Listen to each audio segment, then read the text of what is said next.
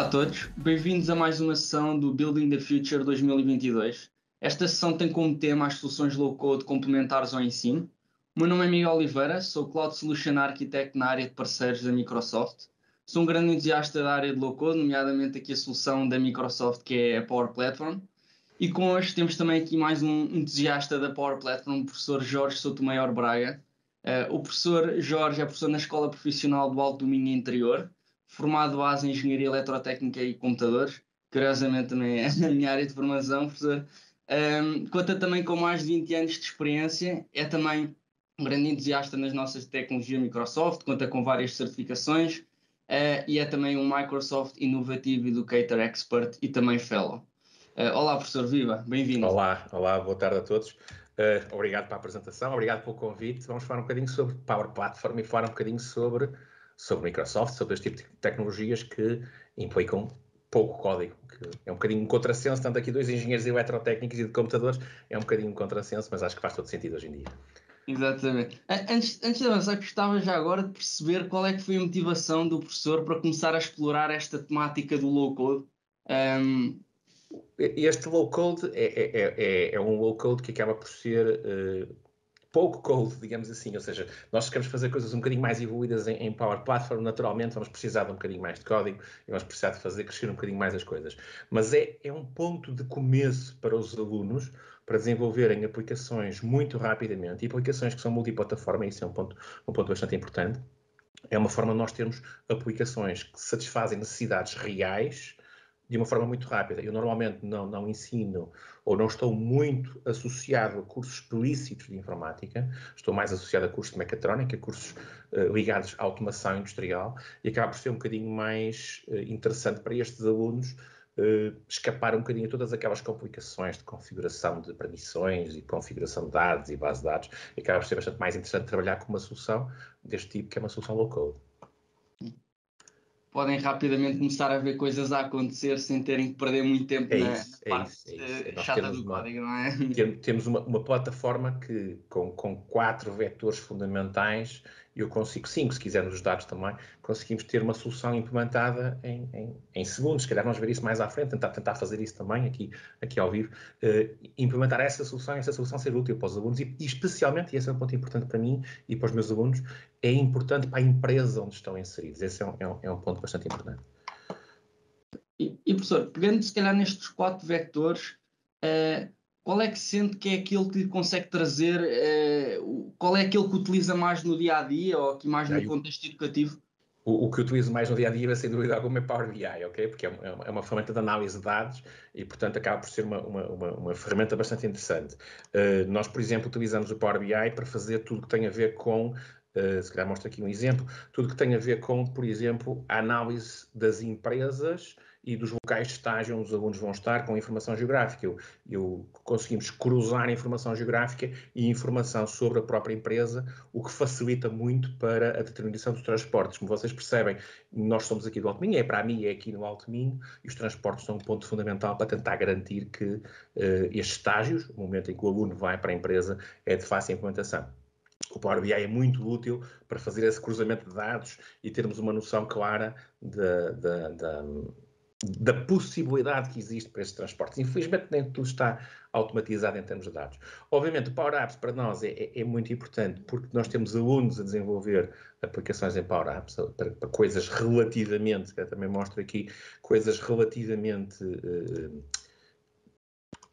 como é que eu ia dizer, do dia-a-dia, por exemplo, temos um inventário, temos um sistema de inventário que é desenvolvido por alunos, em que os alunos conseguem, dentro do laboratório de eletrónica, procurar informação sobre um dado componente e ter uma noção clara do tipo de funcionalidade que está associado a esse componente, procurar, por exemplo, o posicionamento desse componente dentro do laboratório e geralmente nas minhas apresentações, tudo que eu apresento são materiais desenvolvidos pelo aluno, que vocês estão a ver são de facto aplicações e, no caso, utilizações desenvolvidas pelos alunos, e é desta capacidade em que nós temos de ter um aluno a desenvolver uma aplicação e essa aplicação funcionar e ser útil no dia-a-dia, que também é algo que se traduz para a própria empresa do ponto de vista prático, não apenas na escola, mas também na empresa. Naturalmente, o Power Apps é absolutamente fundamental nesse tipo de aplicações.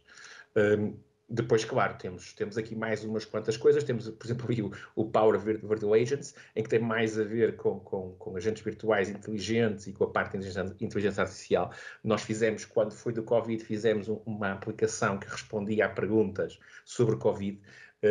Chamar de inteligente era um bocadinho abusivo, porque ela não era, de facto, muito inteligente nas perguntas, porque não tinha sido introduzida informação suficiente para treinar a aplicação, mas acabava por ser interessante porque foi algo também desenvolvido pelos alunos.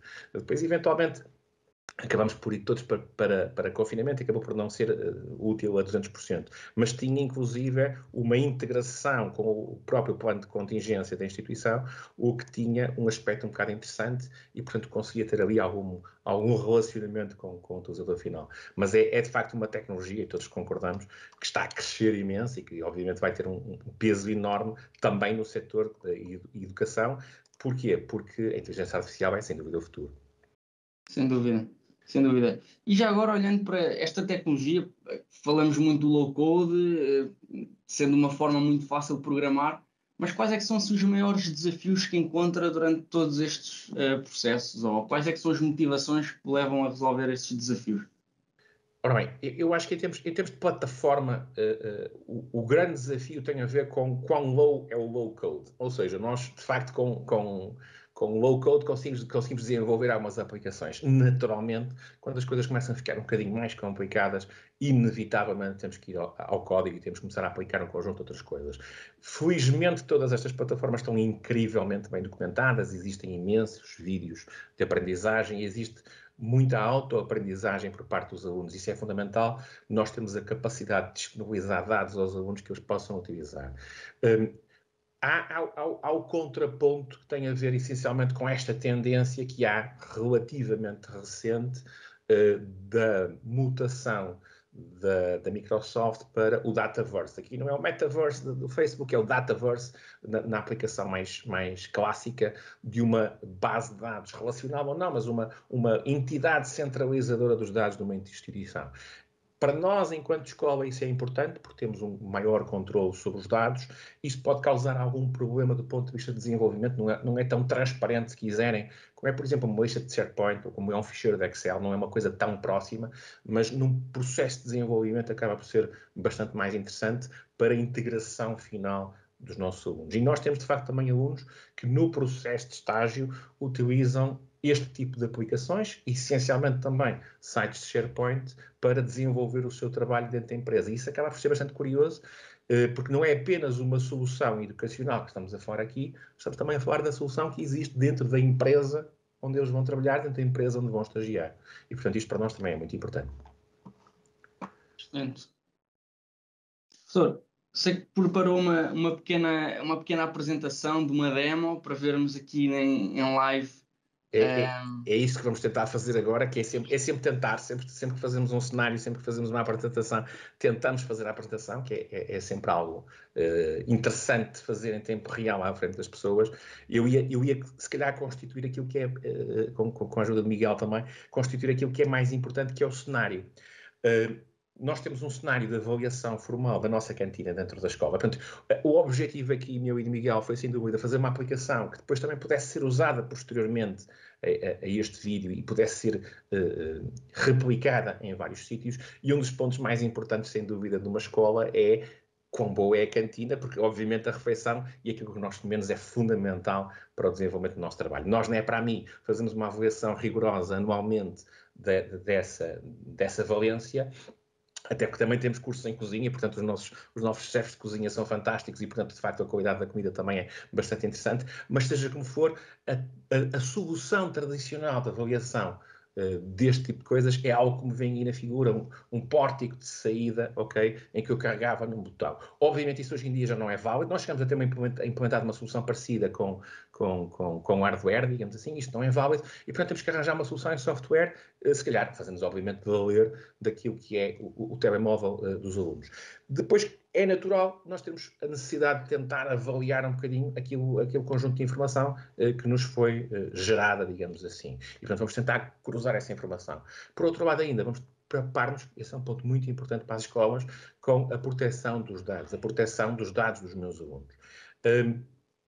qual vai ser o nosso fluxo de trabalho? Vou ser muito rápido. Vamos criar uma fonte de dados, vamos definir permissões, vamos criar automaticamente uma aplicação e vamos ver o quão simples é de criar essa aplicação de uma forma muito rápida. Vamos tentar personalizar ali um bocadinho a aplicação mediante aqui o tempo que tivermos disponível face ao tempo total e depois vamos tentar publicar essa informação e, de facto, perceber como é que os utilizadores conseguem utilizar essa aplicação e utilizá-la no dia a dia com a organização.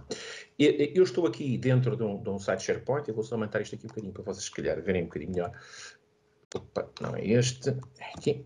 Ok? Este site SharePoint é um site que está associado a uma equipa Teams. Ok? Portanto, eu tenho uma equipa Teams que está a correr por cima deste site, de SharePoint, Teams. São coisas muito paralelas, muito integradas, digamos assim. A título de nota, nós, para mim, já trabalhávamos com SharePoint para as equipas antes de haver o Teams, já há muitos anos, e, portanto, era natural que isso fosse possível.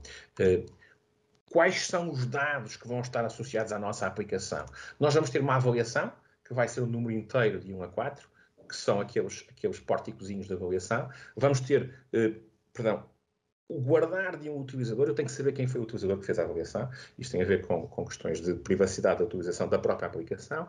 E vamos ter que saber quando é que o utilizador avaliou. Ou seja, eu no final quero cruzar aquilo que é a refeição do utilizador, que está, por exemplo, num sistema tipo Inovar, ou tipo SIG, ou um sistema desse tipo, contra aquilo que foi a avaliação quase em tempo real dessa refeição. O que é que nós temos aqui? Nós temos uma lista de SharePoint, tá bem, que nos vai servir como base para os nossos dados. Eu pré-construí esta lista para ser mais fácil. Nós temos aqui alguns elementos, mas eu vou criar aqui um registro. Ok? Eu aqui na refeição vou dizer que, por exemplo, comi o porco e que vou avaliar isto com 4, tá bem? E vou fazer aqui guardar. E eu vou ter aqui uma avaliação nesta data, a data em que estamos a gravar isto, com o Jorge Braga, que comeu o porco e teve uma avaliação de 4. Certo? Obviamente este tipo de interface não é adequada e, portanto, vamos criar uma interface nova. Para criarmos uma interface nova a partir de um site SharePoint ou a partir de um conjunto de dados conhecidos, nós podemos simplesmente vir aqui a Power Apps e fazemos criar uma aplicação.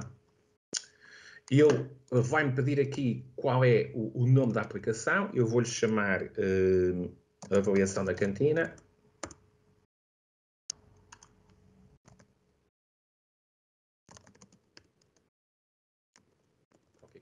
Isto eu estava a verificar. Eu vou-lhe chamar aqui uma versão, só para a gente ter aqui qualquer coisa um bocadinho mais controlada. E neste momento ele está a criar a aplicação. Ele está a olhar para os dados, está a pensar que formulários é que eu necessito nos meus dados, como é que eu posso fazer esse processo de integração e que tipo de aplicação é que eu vou ter disponível para, no final, o utilizador poder fazer essa avaliação. E, obviamente, como isto é ao vivo, demora sempre um bocadinho. E aqui tenho eu o meu processo de avaliação, em que eu tenho uma app, eu vou só correr para vocês verem, em que eu tenho uma app em que eu posso fazer uma avaliação e posso adicionar um registro novo e fazer aqui uma avaliação do meu produto. Obviamente, este tipo de interface não funciona para o que eu quero fazer, portanto, eu vou fazer aqui simplesmente, que é isso que eu quero demonstrar, como é que eu faço um ecrã novo facilmente.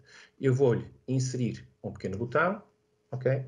E vou dizer neste botão que eu quero avaliar a cantina. Ok? Este botão vai-me permitir saltar para dentro do processo de avaliação. Se vocês repararem aqui, quando eu tenho um browse, eu consigo criar ali um novo registro. É tão simples eu ver qual foi o código que foi gerado, ok? Pegar neste código e neste botão em particular colar este código. Opa, não é aqui, desculpa. É aqui o onSelect e eu vou... Portanto, quando eu carregar neste botão, eu vou insetar um processo de avaliação. Vamos ver aqui. Ok? Eu posso rapidamente indicar aquilo que eu comi. E eu aqui, se calhar, vou fazer o mesmo. Vou fazer aqui, comi galinha. Não comi porco, mas comi galinha. E vou-lhe dar uma avaliação de 4. Está feito. Vamos só confirmar que está, de facto, a aparecer estes registros deste lado. Ok, deixa eu só buscar aqui. E aqui está a galinha com 4. Portanto, eu consegui construir uma aplicação super rápida que me implementa aquilo que eu quero implementar e que posso, inclusive, particularizar com mídia, por exemplo. Posso enfiar aqui uma imagem, ok? E posso dizer que esta imagem é, de facto, a imagem do utilizador. E aqui é o local, não é? User.image está ali, está bem? O que é que ele vai fazer? Ele vai-me colocar aqui a imagem do utilizador que está logado neste momento e que está a utilizar esta aplicação.